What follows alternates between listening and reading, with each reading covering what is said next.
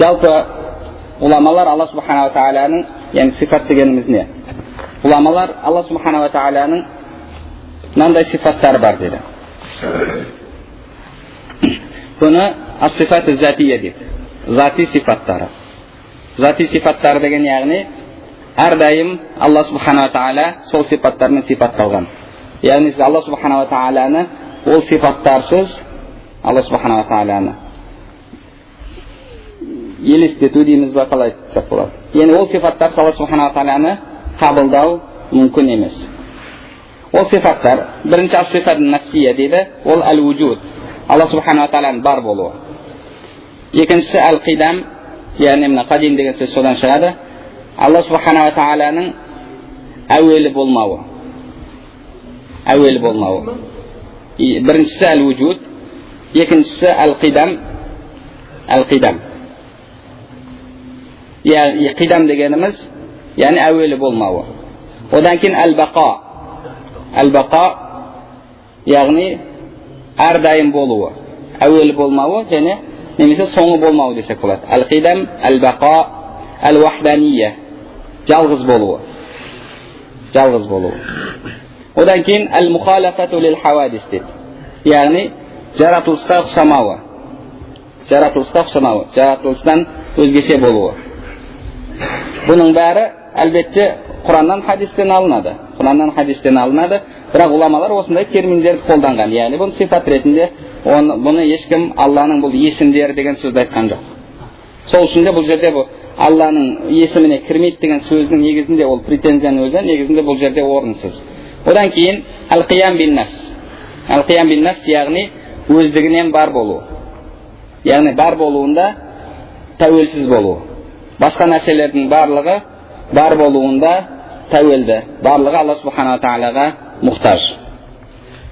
Бұны сифат сәлбия дейді. Сифат сәлбия дегеніміз, яғни бұл сифаттармен біз Алла Субхана ва Тааляға лайық болмаған нәрселерді жоққа шығарамыз. Яғни біз Алла Субхана ва Тааля қадим деген кезімізде Алла Субхана ва Тааляның бастауы болуды жоққа шығарамыз. Әл-бақа аяғы соңы болуды. Әл-вахдания деген кезімізде, яғни жалғыз болу деген, яғни Алла Субхана ва Тааляның серігі болуды, Алла Субхана ва Тааляның баласы болу, Алла Субхана ва Тааляның отбасы болу. Бұл нәрселердің бәрін біз осымен жоққа шығарамыз. Және әл-мұхалафату лил-хавадис, яғни бұл жерде жаратылысқа ұқсауды жоққа шығарамыз. Біз өткен сабақтарда айтып кеткенбіз, алдыңғы көптеген дін адамдарының адасуының бір себебі Алла Субхана ва Тааляны ұқсату болған еді. Алла Субхана ва Тааляны ұқсату. Біріншіден ұқсатуы, ол Алла Субхана ва Тааляның баласы бар деді. Алла Субхана ва Тааля, яғни олар үшеу деген сөзді айтты. Және сондай-ақ ұқсату болмысы жағынан ұқсату деген нәрсені олар айтты. Яғни Алла Субхана ва Тааля ұқсайды деген сөзді айтты. Одан кейін сифат маани дейді уламалар. Сифат маани ол білім, айлім, әл-ирада, қалау, әл-қудра, құдірет, әл-хая, яғни тірі болу, әл-кәләм, кәләм сифаты, әс-сәмә, есту, әл-басар, көру. Яғни қазір көп жерлерде осы әхлі сүннаның ішіндегі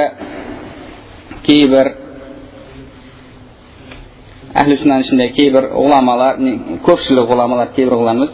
көпшілік ғұламалар, яғни атап айтатын болсақ, әшари, мәтуридилер, олар 7 сипаттан басқасын жоққа шығарады, олар тек қана 7 сипатты мойындайды деген шубханы, күмәнді көптеп естіп жатамыз. Олардың мақсатта тұтып жатқаны осы 7 сифат, яғни айлім, ирада, қудра, әл-хая, әл-кәләм, әс-сәмә, әл-басар. Осы 7 сифатты ғана мойындайды, одан басқасын мойындамайды деген сөзді айтады. Енді, ғұламалар осы сифаттар бар дейді. Негізгі сифаттар осы дейді. Ал енді рызық беру, өлдіру, тірілту, пайда, зиян, олар қайда қалды? Ол сифаттар. Ғұламалар бұны sifat fi'liya deb. Sifat fi'liya deb bo'ladi. Sifat fi'liya. Немесе ол қалғандары Алла Субхана ва Тағаланың есімдері деп. Қалғандары Алла Субхана ва Тағаланың есімдері. Ал сифаттың негіздері шектеулі дейді.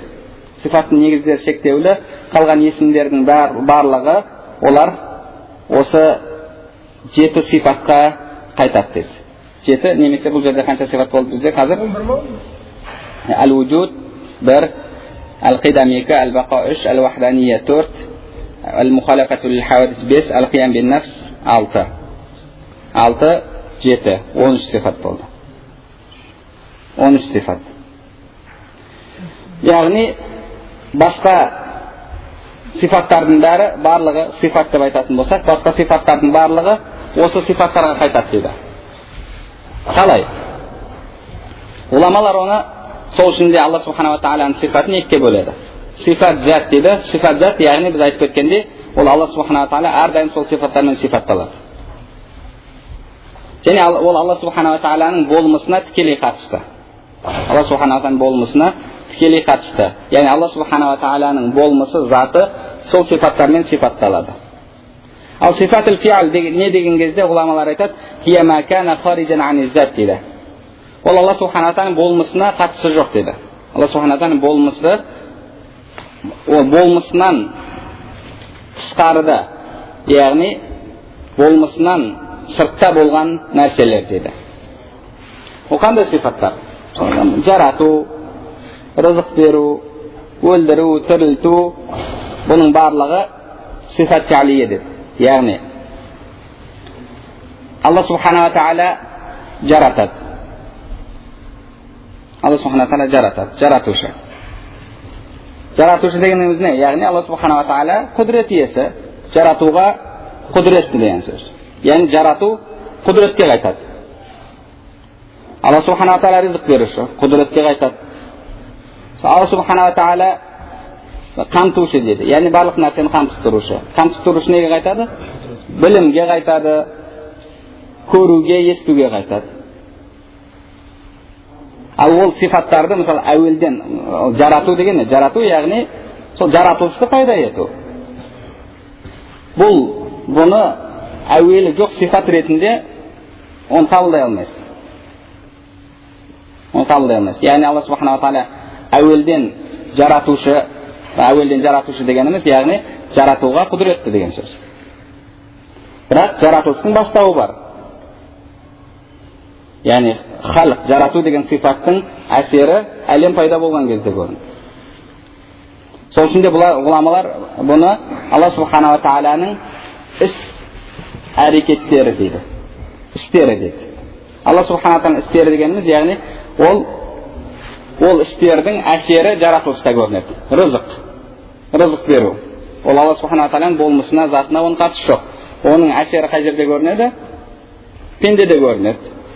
Жан-жануарларда көрінеді. Рызықтың әсері, Алла Субхана ва Тағала рызық беруінің әсері, ол қай жерде көрініс табады? Жаратылыста көрініс табады. Және ғұламалар сифат фи'лия мен сифат затты қалай ажыратамыз деген кезде, олар айтады, сифат зат, яғни Алла Субхана ва Тағаланың заты сифаттарын, Алла Субхана ва Тағала сол сифаттармен сифатталады, оның антониуммен Алланы сифаттасаңыз, сіз кәфір боласыз. Мысалы, қазір біз айтып кеткен сифаттар. Соның біреуін сіз жоққа шығарсаңыз, немесе оның қарама-қайшысымен Алла Субхана ва Тағаланы сифаттасаңыз, сіз діннен шығып кетесіз. Мысалы, Алла Субхана ва Тағаланың бар болуы. Оның қарама-қайшысы бар болудың не? Жоқ болуы. Сіз діннен шығып кетесіз. Әл-қидам, әуелі болмауы. Сіз әуелі бар десеңіз, діннен шығып кетесіз. Мысалы, әл-мухалафату лил-хавадис, жаратылысынан өзгеше болу. Жоқ, жаратылысқа ұқсайды десеңіз, онда сіз діннен шығасыз. Әл-қиям бин-нафс, өздігінен, яғни бар болуында тәуелсіз болуы. Сіз жоқ, Алла Субхана ва Тағала бар болуында бір нәрсеге тәуелді десеңіз, діннен шығып кетесіз. Яғни бұл сифаттарды, мысалы, айлым, білім, Алла Субхана ва Тағала білмейді десеңіз, әлбетте діннен шығып кетесіз. Яғни сифат зат деген, ол Алла Субхана ва Тағаланың әрдайым болмасын, Алла Субхана ва Тағаланың заты сол сифаттармен сифатталады, және оның қарама-қайшысымен, яғни антониуммен Алла Субхана ва Тағаланың сифаттауға болмайды. Бұны сифат зат дейді. Немесе сифат затия, зати сифаттары. Ал Екіншісі ол сифат фиалия. Сифат фиалия дегеніміз, оның екі жағымен де Алла Субхана Тағаланы сіз сифаттай бересіз. Мысалы, Алла Субхана Тағала өлдіруші, тірілтуші, рызық беруші, рызық бермеуші. Алла Субхана Тағала рызық бермеуші, яғни біреудің рызқын көбейтуі, біреудің рызқын қысуы. Алла Субхана Тағала рахымды, Алла Субхана Тағала ашуланады. Яғни бұл сифаттар, яғни қарама-қайшы бір-бірімен сифаттай бересіз. Бір-бірімен қарама-қайшы жағымен Алла Субхана Тағала сифаттай бересіз. Бұлар сифат фиалия деді. Яғни сифат фиалия дегеніміз ол сифаттардың барлығы біз айтып кеткен сифаттарға қайтады. Уламалар сол үшін де мына 7 сифатты немесе жалпы 13 сифатты келтіргенде олар басқа сифаттарды жоққа шығарып жатқан жоқ, бірақ бөліп жатыр. Сифат затия, сифат фиалия деп. Сол үшін де олар сифаттарды жоққа шығарады деген сөздің өзі негізінде не білместікпен, не жахилдікпен айтып жатыр, не біліп тұрып айтып жатса, ол әлбетте жалған сөз. Яғни ол ғұламалар басқа сифаттарды жоққа шығармайды. Енді олардың мақсаты не? Ол сифаттарды жоққа шығарады деген кезде, яғни бағанағы біз өткен сабақта айтып кеткен қол, көз, аяқ деген Құранда келген сөздерді, хадисте келген сөздерді тікелей тілдік мағынасында қабылдауды мақсат тұтады. Соны тікелей тілдік мағынасында, яғни словар сөздік, тілдік дегенде сөздік мағынасында, терминдік мағынасында, сөздік мағынасында қабылдамасаңыз, онда сіз сифаттарды жоққа шығармаған боласыз. Және олар ол сифаттарды сифат затия деді. Сифат затия деген, яғни Алла Субхана Тағаланың болмысы әуелден сол қолдан, аяқтан, көзден, балтырдан тұрады деген сөз айтылады. Яғни сифатты жоққа шығарады деген кезде соңында бұл сөздің артында тұрған мақсат, яғни олар Алла Субхана Тағаланы ағза мүшелерден тұруын жоққа шығарады деген сөз. Сол нәрсе мақсатта тұтылады. Ал болмасам, ол ешқайсысы Алла Субхана Тағаланың әлгі рызық беруші, рахма, яғни бұл сифаттарын жоққа шығармайды. Және, яғни ол есімдер. Дұрысырақ дәлірек келетін болсақ, есімдер. Және олар негізгі сифаттарға қайтады. Сол үшін де ғұламалар усулу сифат мутааддида дейді. Усулу сифат мутааддида.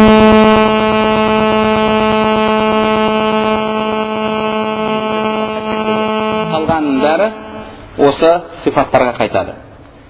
Бұл жерде мақсатта туып жатқан нәрсе осы. Сол үшін де егер олар сифатты жоққа шығарады, 7 сифатты ғана мойындайды, немесе 13 сифатты ғана мойындайды дегенді естісеңіз, біліңіз, ол жай ғана бос сөз, немесе шубха. Ал негізінде олар сифатты бөледі.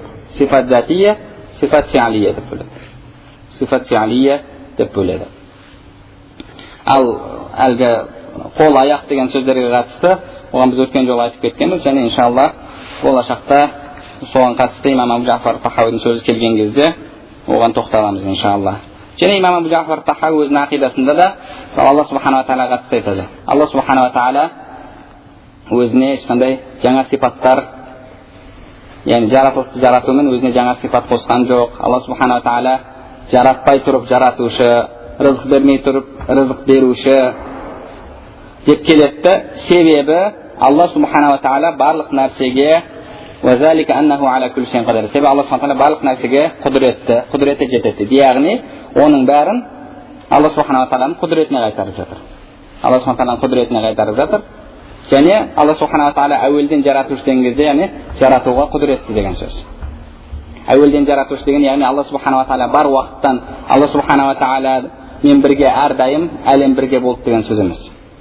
Ол сөзді айтатындар қандай сөзге түседі? Материя вечная, яғни материяның бастауы жоқ деген екен. Бұл сөзді өкінішке орай Ибн Таймия рахмахулла өзінің кітаптарында сол сөзді келтіреді. Яғни Пайғамбар саллаллаху алейхи ва саллямнан хадис келеді, 3 түрлі риwayatпен келеді. Алла бар еді, Алладан алдын еш нәрсе жоқ еді. Алла бар еді, Алламен бірге еш нәрсе жоқ еді. Алла бар еді, және 3-ші риwayat қайдан келеді?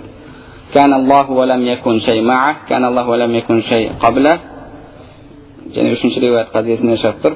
яғни үш риуаят келеді, соның Ибн Таймия рахимахуллах тек қана біреуін ғана алады. Ол Алла субхана тағала бар еді, Алла субхана тағаланың алдын еш нәрсе жоқ еді дегенді алады. Ал мағу дегенді, яғни ол жерде ол аршаға қатысты сөз, аршаға қатысты келген сөз. Сондай сөзге келеді. Оған иншаллах Алла субхана тағаланың қажетсіз жаратушы деген сөзіне келген кезде, иншаллах қажеттілік деген не, соған қатысты сөзге келген кезде иншаллах тоқтаймыз. Яғни ғұламалар үсіп сипаттарды бөледі. Жалпы түсінікті ма иншаллах сифат зат, as-сифат затия, as-сифат al-фи'алия дегеніміз не? As-сифат al-фи'алия дегеніміз, яғни Алла субхана тағаланың істері. Әлгі рызық беру, өлдіру, тірілту, бұның бәрі азаптау, жәннатқа кіргізу деген бұның бәрі істер. Істер деген кезде, яғни ол Алла субхана тағаланың болмысында, затында болатын нәрселер емес, ол жаратылысқа қатысты нәрселер. Яғни ол сифаттардың, ол істердің әсері жаратылыста көрініс табады. Ал әлгі Алла субхана тағаланың екі қолы бар, екі аяғы бар, екі көзі бар, Алла субхана тағала, яғни болмысы, сол нәрселерден тұрады деушілер, олар Алла субхана тағаланың іс-әрекеті деген кезде Алла субхана тағала өз болмысымен істейтін нәрселер дейді. Қандай? Мысалы, жүру, жүгіру, түсу, көтерілу, қолымен ұстау деген сияқты нәрселер дейді. Яғни бір қызығы Алла субхана тағала түсу дейді. Түсу ол өз болмысымен істейді дейді. Яғни Алла субхана тағала өз болмысымен бизатихи деп келеді, арабша бизатихи дейді, өз болмысымен ақиқи аспан дүниесіне түседі дейді. Және түскен кезде әхлі сүннаның деді, яғни өздері мақсатта түсіп жатыр, әхлі сүннаның аршы босамайды ма деген қатысты үш түрлі сөзі бар дейді. Соның бірі қаулун би аннаху яхлу, босайды деген сөз дейді. Яғни әлбетте бұл өте ауыр сөз. Алла субхана тағаланың кәдімгі материя, кәдімгі зат, материалдық болмыс ретінде қабылдау. Яғни Алла субхана тағала, ойлап қараңыз, әхлі сүннаның сөзі дейді. Яғни әхлі сүннаның сөзі деген, яғни сіз ол сөзді алсаңыз, адаспайсыз деген сөз. Әхлі сүннаның сөзі. Әхлі сүннаның үш түрлі сөзі бар дейді. Біреуі босамайды деген деді, біреуі босайды деген, біреуі босайды деп те айтпайды, босамайды деп те айтпайды деді. Яғни бірақ үшеуі де әхлі сүннаның сөзі деп тұр. Әхлі сүннаның сөзі деген, яғни үшеуі де ақиқат. Сіз қайсысын алсаңыз да, иншалла әхлі сүннадан шықпайсыз. Сонымен ол сөзбен алатын, яғни босайды деген сөзбен алатын болсаңыз, онда сіз аспанның түннің үштен бір бөлігі болған кезде Алла субхана тағала аспан дүниесіне түсті дейсіз. Түсті деген кезде болмысымен түсті. Және кітаптарында келгені пенделеріне жақындау үшін деді. Біз өткен сабақтарда айтып кеткенбіз, әхлі сүнна уал жамаада жақындау, ұзақ болу ол арақашықтықпен емес. Оны имам Абу Джафар Тахауи да, имам Абу Ханифа да, басқалары да айтып кетеді. Және хадистерде де оған көптеген дәлел бар. Соның бірі адамның ең Алла субхана тағалаға жақын болатын кезі ол сәждеде болған кезі. Ал арақашықтықпен жақын болу ол кімнің ақидасы деп едік біз? Фирауынның ақидасы. Себебі ол Хаманға Құрандан еді, маған үлкен не соғып бер деді, вышка соғып бер, немесе бағанағыда Дубайдағыдай 850 метр ме, қанша? 858 метрлік мұнара соғып бер, мен сон төбесіне шығайын, мен Мусаның құдайын көрейін деді. Мусаның құдайын көрейін деді. Ал әхлі сүннада ол арақашықтық деген жүрмейді. Ал кейбіреулер өкінішке орай Алла субхана тағала мен пендесінің арасында арақашықтық жүреді деді. Сол үшін де 7-ші қабаттағы періштелер 6-ші қабаттағыдан абзал, себебі олар Аллаға жақынырақ дейді. Яғни олардан сұрасаңыз, 1-ші қабаттағы адам жақынырақ па Аллаға, 10-ші қабаттағы адам жақынырақ па десеңіз, олар 10-ші қабаттағы дейді.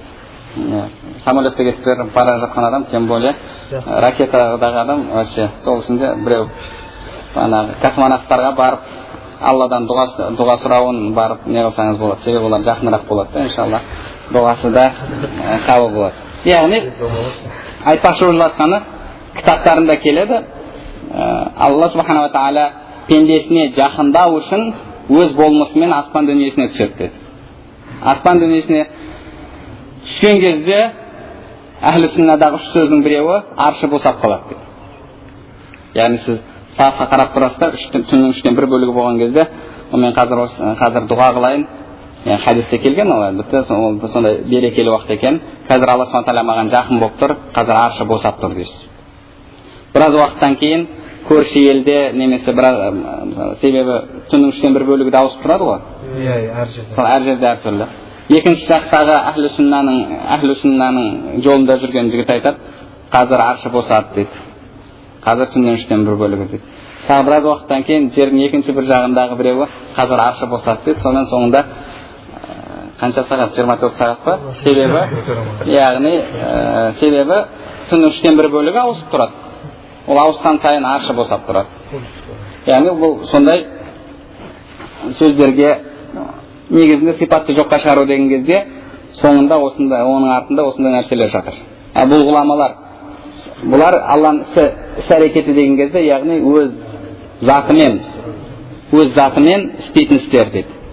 Яғни мысалы жүру ол затымен болады. Жүгіру деген кезде қатты жүгірмейді, легким бегом. Оған дәлелдері Пайғамбар саллаллаху алейхи ва саллям хадисінде келген, кім маған адымдап келсе, мен оған, кім маған қарай, қалай хадистің басы келеді? Қарсы жүрсе, мен оған бір құлаш жүремін дейді. Кім маған қарай жүрсе, мен оған қарай жүгіремін дейді. Яғни хадисте келген атайтуху харвалатан дейді. Харвала дегеніміз ол қатты жүгіру емес. Харвала деген орта, мысалы Сафа мен Маруан арасында жүрген кезіңізде қажылыққа барғандары көрген екі жасыл не бар, белгі бар. Сол жерге келген кезде харвала ету, яғни сәл тезірек жүру, сол не болып есептеледі, сүнна болып есептеледі. Яғни сол сипатпен сипатталады дейді. Ал негізінде бұл хадистің мағынасы анық айдын. Себебі ешкім Алла Subhanahu Wa Ta'ala қарап жүрмейді. Алла Subhanahu Wa Ta'ala қарап жүру деген сөз мағынасы, яғни ибадат құлшылықпен Алла Subhanahu Wa Ta'ala жақында жүру. Яғни Алла Subhanahu Wa Ta'ala хақында ол адамның хақында жүру болмаса, жүру мағынасында болмаса, онда қалайша Алла Subhanahu Wa Ta'ala екінші жағында оны Аллаға сипат ретінде аламыз. Негізінде, яғни ол ешқандай тілдің де ережесіне сай келетін нәрсе емес. Ғұламалар анау кімдер ма? Ибн Таймия ғұламалардың ішіне кіреді ме? Сондай болу керек. Яғни бұл жерде сипатты жоққа шығару деген кезде негізгі артына мақсатта тұлып тұрған нәрсе осы бағанағы қол, аяқ, көз деген сөздерді тілдік мағынада қабылдау тұрады. Тілдік мағынада. Тілдік мағына дегеніміз ол, яғни сіз словарды ашып, сөздікті ашып көретін мағынасы. Мысалы, қол деген тілдік мағынасын білу үшін сөздікті ашып қарайтын болсаңыз, қол ол дененің бір бөлігі, ол ұстау құралы дейді. Яғни солайынан келеді.